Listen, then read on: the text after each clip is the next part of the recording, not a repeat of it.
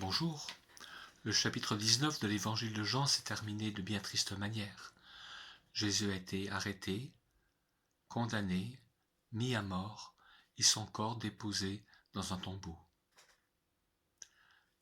36 heures à peu près, semble-t-il, se sont passées, et voilà que Marie de Magdala, alors qu'il fait encore nuit, se rend au tombeau, sans doute pour assurer les soins funéraires au corps de Jésus.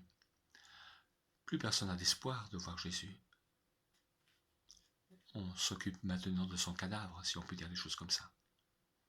Mais, toute surprise de voir que la pierre a été roulée, elle court pour l'annoncer aux disciples, à Pierre et à Jean, et ceux-ci arrivent, ne voient rien, ils s'en vont.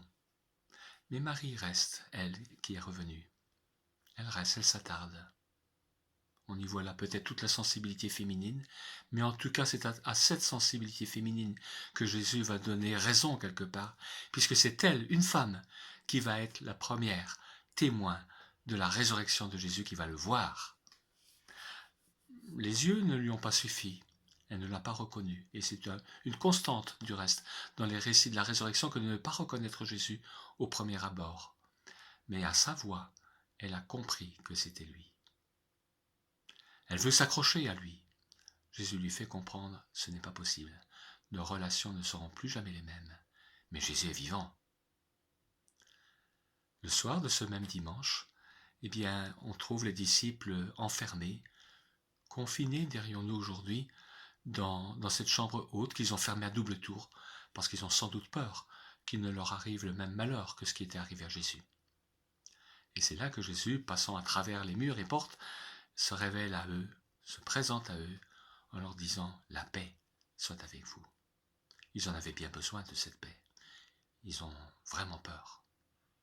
Thomas n'est pas là, et tant mieux, je dirais. Il n'est pas là et cela nous vaudra une deuxième apparition de Jésus le dimanche suivant, dans les mêmes conditions. Et c'est là que Thomas, cette réflexion devenait un petit peu légendaire. Hein. Si je ne vois pas, je ne croirai pas. Eh bien, nous voilà avec un nouvel argument pour croire en la véracité de la résurrection du Seigneur. Il a pu le faire, et son témoignage vaut de l'or. C'est lui qui va s'écrier ainsi « Mon Seigneur et mon Dieu ». Et nous avons là comme un retour au tout début de l'Évangile, où il nous était dit « Au commencement était la parole était avec Dieu, et la parole était Dieu ». Voilà ce que Thomas va reconnaître lui-même. Il semble que l'Évangile se terminait avec ce chapitre 20 dans une première édition, le chapitre 21 ayant été ajouté comme un épilogue. En tout cas, Jean précise, en terminant ce chapitre, les raisons pour lesquelles il l'a écrit, afin que vous croyiez que Jésus est le Messie, le Christ, afin que vous ayez la vie avec Dieu pour toujours, en son nom.